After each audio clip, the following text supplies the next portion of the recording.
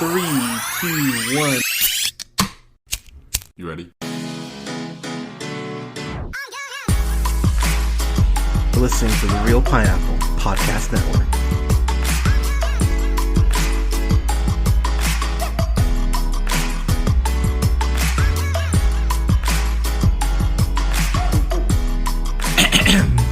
Good evening, everybody. Thank you so much for listening. This is the Real Pineapple. This is your humble host, Hunter.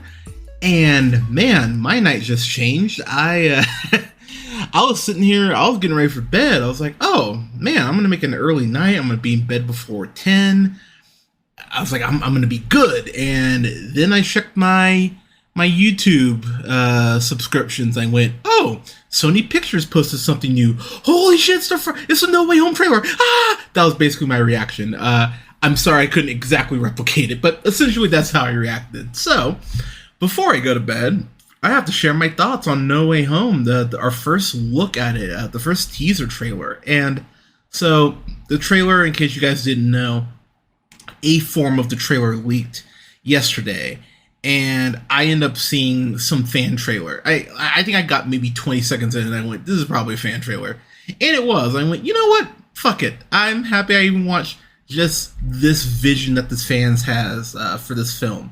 And I'll say, after watching this trailer several times, to go ahead and break it down, there's a shocking amount here. Now, per usual, I am definitely taking some swings here and just, putting my thoughts. But that's why it's a trailer breakdown. So let's get into it. So I love the way that the trailer starts off first and foremost, because of course, if you haven't seen Homecoming and Far From Home, which if you haven't, why the hell haven't you? Go watch those, pause this, and then come back.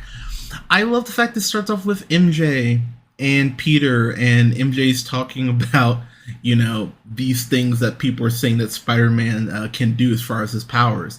She's reading from, it looks like the Daily Bugle. And I do appreciate that with that insanely intense, shocking ending to No Way Home, or to a Far From Home, pardon me. I love the fact that they're not just wiping that away. Like, that Peter is going to have to deal with some sort of consequences to it. Seeing his face splattered all over New York City, Times Square, with with half his face showing Holland, the other face showing Spider-Man, the Public Enemy #1. First off, that's a great fucking callback to the actual comics when his spider sense goes off, and how more often than not you see that split face that he has. I love the way they incorporated that. Very subtle nod, but something I went, you know what? If you're a Spider-Man reader, you'll appreciate that. Here's where the trailer for me starts to really pick up as far as stuff I go, that's interesting. So Peter's handcuffed, and he looks like he's being investigated or questioned by the FBI. So at the 31-second mark, if you notice, there's a guy whose face isn't shown in frame, and Peter kind of has this look like, what? Like, maybe not that he knows who he is, but that Peter's recognizing something about this person. I believe the person at the 31-second mark, just because of how they're dressed, and especially with the skinny tie and everything, I think that's Charlie Cox's Matt Murdock making his debut in the MCU proper. Of course, we know, if you've been listening to the podcast, you know that I've been on this theory that I believe that Hawkeye killing several Yakuza members and being on that big,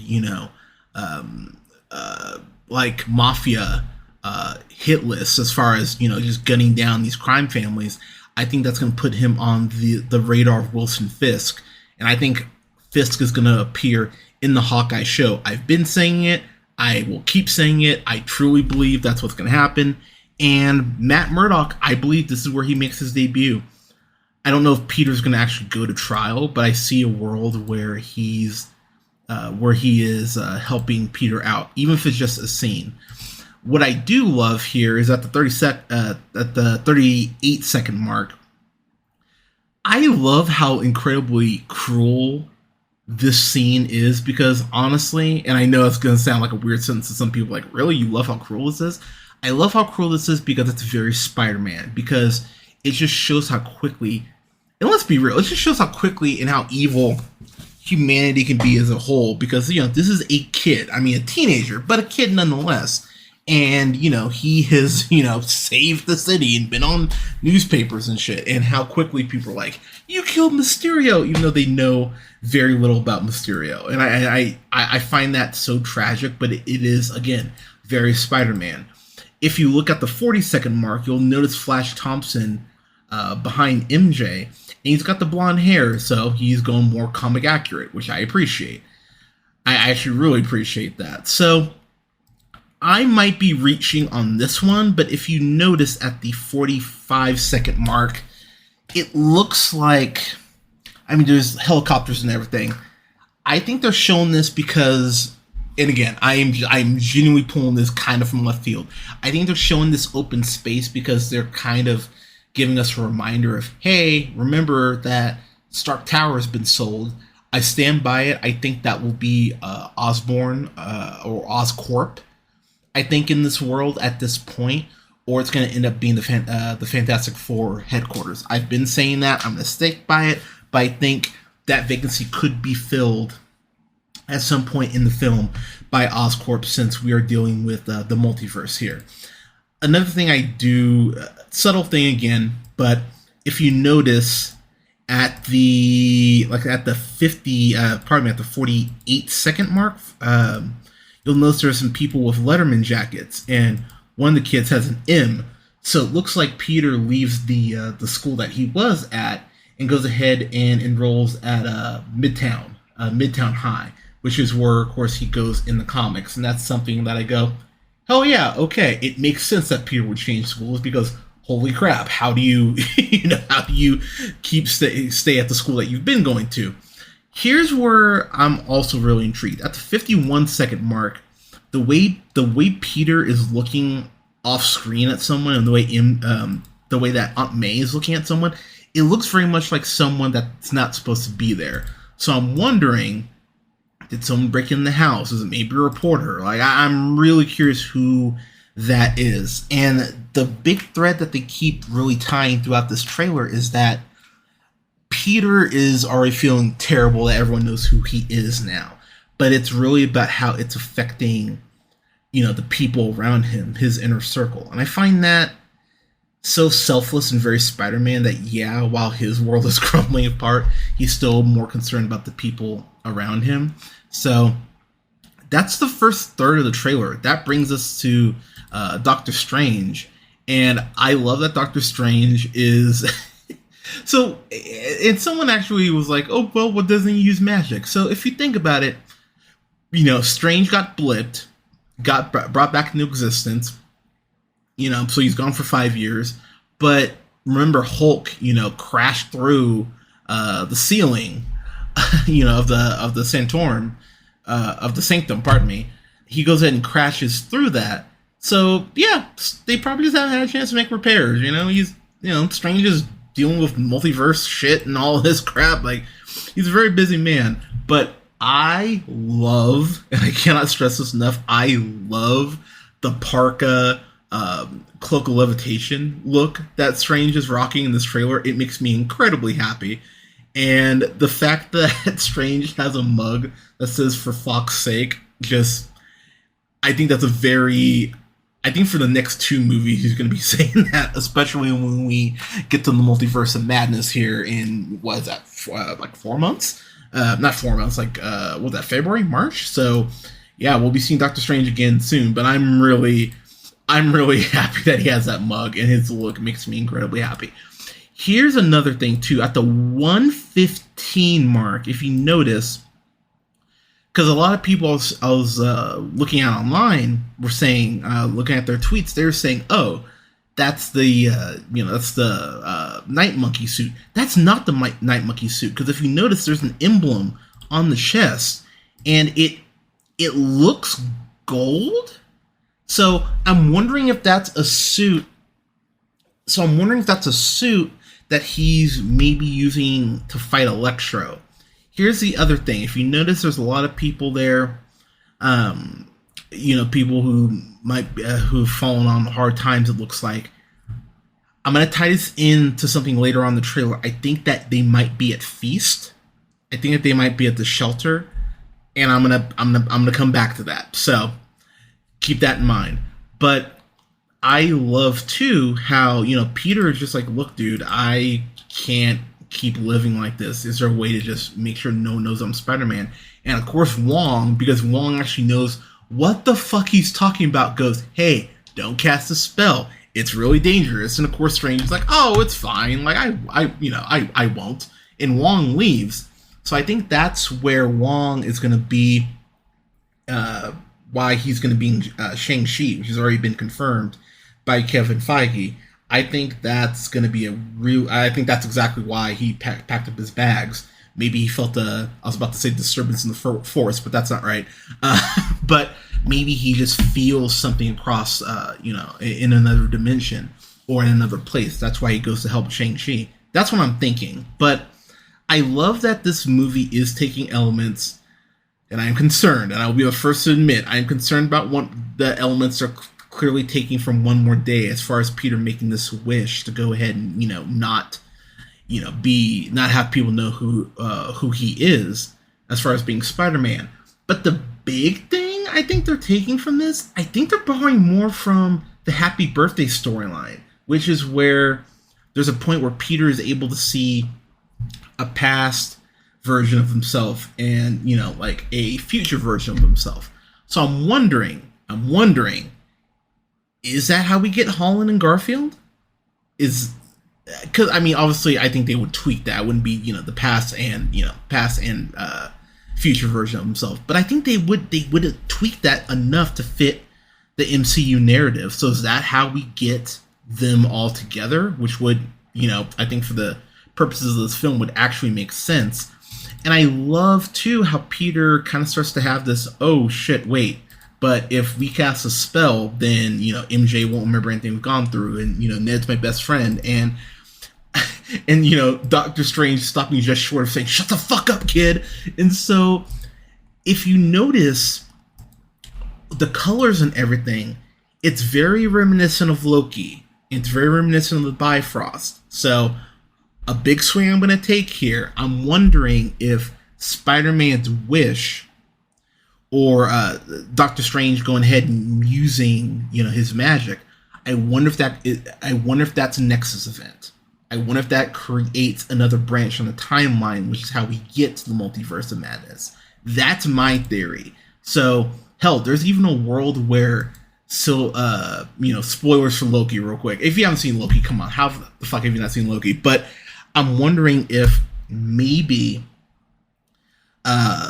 Sylvie stabbing He Who Remains, I'm wondering if that happens close enough to Strange casting the spell that it creates multiple timelines. There's a world where that's their explanation, because if you haven't seen WandaVision and Loki by now, this movie's really kind of telling you need to watch those before you head into No Way Home, which, good. I'm happy they're connecting on this shit.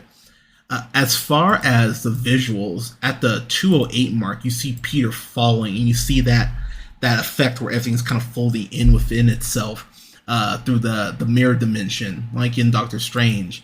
And it looks badass. Just seeing Peter using his athleticism, I'm fucking stoked to see how that works. At the 214 mark, there's a bunch of lightning. I'm wondering if that's Electro. I'm wondering if that's our introduction to Electro. What's interesting right after that is you see Peter and Strange, looks like they're fighting each other, and you're kind of like, what the fuck? I think there's an explanation for that. At the 221 mark, it looks like Peter is stealing this box from Strange. My theory, and this is my a bit of a Hail Mary here, I think that's the Orb of Agamotto, which is something that allows Strange to project his voice across dimensions and go ahead and look into other dimensions as well. So my theory is that Strange ends up using the Orb of Agamotto to go ahead and reach out to Hiddleston's Loki, because we already have confirmation that Loki is going to be in the Multiverse of Madness, because right before that scene, Strange talks about how they know basically a hilarious little amount about the multiverse. Who would know more about the multiverse right now than the God of Mischief? I believe he's going to reach out to Loki and kind of feel maybe even when Loki and Sylvie are fighting to see, are they going to kill He Who Remains or are they not? Maybe Loki using his magic, because let's keep in mind, Loki hasn't really used magic on that scale before. Maybe him using that goes ahead and causes a blip that goes ahead and pops up on Strange's radar. And that's how he goes ahead and goes, wait a minute, what the hell? And goes ahead and reaches out to Loki. That's my theory. Here's the one I'm genuinely concerned about. It looks like I don't know who these men are who have their guns pointed on Happy. I was looking for a patch or like a logo or something, and I have no idea who these fucking guys are. So I'm a little worried. I'm a little worried for Happy here. So I hope Happy's okay. Here for me is where it gets very interesting. So if you notice at the 226 mark, it looks like the Lizard. It looks, because something like pops up from the shadows. It looks like the Lizard. So that would be one member of the Sinister Six. At the 226 mark, you see more lightning. So that could be Electro. That could be Sandman. So that's at least two people. And then the big one. You see the pumpkin bomb, the Sam Raimi style pumpkin bomb at the 229 mark, and you hear the laugh. You don't see the foe in shot, but you hear the "Be careful what you wish for, Peter," which gave me goosebumps in the best way. And then here's where I'm taking another swing. So at the 236 mark, Holland, Peter's talking to this woman in almost looks like almost like a government vehicle. I'm gonna call my shot. I believe that woman, because they don't say who she is, but I believe that's Rio Morales. I think that's Miles Morales' mom. I think through the multiverse, we're gonna get Miles Morales, and I wouldn't even be surprised if he's the mid-credit scene. He might even be the post-credit, because that would be shocking to end a Spider-Man film with Miles being introduced. I think that's Rio Morales. I'm gonna call that right now. I just have this. I'm trusting my gut. I just have this feeling, and then we get to see the robotic arms of Otto Octavius. And I love, if you pause at the 242 mark, that Alfred Molina back as Doc Ock. He has very much the traditional kind of like the green trench coat. He looks very Doc Ock, and Molina's aged really well. Can we just talk about that too? I mean, he looks great, and hearing the hello Peter, just haunting. And the other thing too, right after that, you see how quickly this new version of the Iron Spider suit, almost like the Flash's ring, where you can just kind of turn it and just boom, costume's right there. I love the way that the suit goes ahead and just immediately becomes part of Peter. I absolutely love that. It's a very interesting look, and I love how quickly that's done. Another thing too about the trailer, I will say, it's interesting that the movie's going to take place over a couple months, because you see the Halloween lights where Peter kind of gets inspired to go seek out Doctor Strange's help. That's happening in October, but then we get, snow in New York. So that's taking us at least through December. So I'm really curious how far this is going to go ahead and actually stretch out as far as the film. The last swing I'm going to take here as far as the trailer, because Doctor Strange casts a spell, and I think that's done very intentionally here, because he's the one who casts a spell. I don't think the Sinister Six are the only ones that go ahead and form.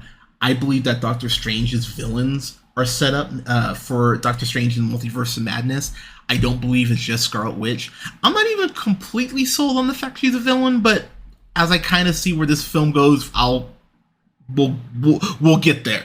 But I believe there's this very, very easy world that they go ahead and bring in, even someone like, they could even bring in Dracula. And as a matter of fact, I think they are going to bring in Dracula, because have we forgotten, people, that, hey, we do have a Blade movie coming out in a couple years, most likely. what better villain to introduce or tease than Dracula? So I believe Doctor Strange in the Multiverse of Madness might go ahead and actually set up Dracula to be a player in the MCU. As far as the Doctor Strange villain, if it wasn't me writing it, which Kevin Feige, reach out to your boy, I think Umar is a very logical choice, because considering she is the sister of Dormammu, who Doctor Strange schooled at the end of of Doctor Strange, why wouldn't she want to go and seek revenge on Strange? It's a very simple, logical story that you can go ahead and tell. Another route they could go, because I do believe we're going to get Nightmare at some point. Nightmare just kind of makes a lot of sense, but I think before we even get Nightmare, I think we're going to go ahead and get Mephisto. No, I'm kidding. But I think there's also a world where we get a Morgan Le Fay. For those of you who don't know, she has ties to Merlin, who, kind of a famous sorcerer.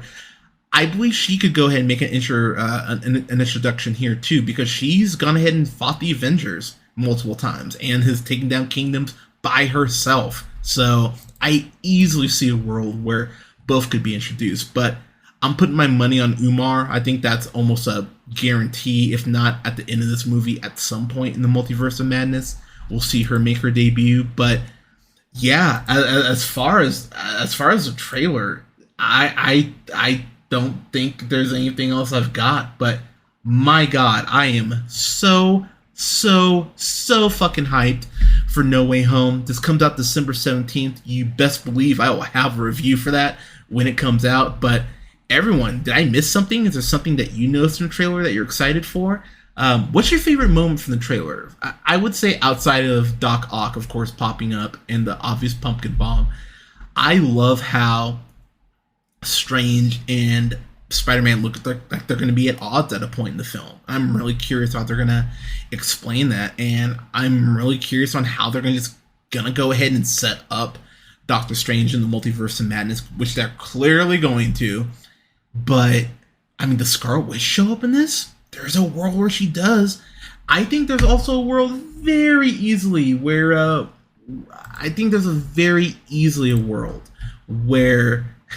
watch, we get Mephisto in this, but I see a world where Mordo goes ahead, and that could be a post credit, maybe not for this film, but maybe for Multiverse of Madness, where Mordo goes ahead and seeks out Agatha Heartless and frees her from Pleasantville, and they go ahead and team up. I easily see a world where that happens. I think that's actually going to be some sort of post credit, if not for this film, for Doctor Strange in the Multiverse of Madness. But everyone, what's your favorite part from the trailer? What did I miss, if anything? Let me know in the comments. You can follow yours truly on the Twitter at JHunterRealPineapple. That's REEL Pineapple. You can follow Scott on Twitter at Nearman1st. Don't forget to like, share, and subscribe. You can find us on SoundCloud, Apple and Google Podcasts, Podbean, Stitcher, and iHeartRadio, Spotify, Amazon Music, and TuneUp, to name a few spots at The Real Pineapple. And don't forget to like both our Facebook pages at The Real Pineapple and Real Pineapple Games. Thank you so much for listening, everyone. We'll have reviews up here soon for Free Guy, as well as for Vacation Friends. I am so excited to talk about that movie. And everyone, thank you again so much for your support. Get your COVID shot. It got approved today by the FDA of the Pfizer one. So go get your Pfizer shot. Take care of each other. Wear your mask. I love you all so much, and I will talk to you soon. Spider-Man!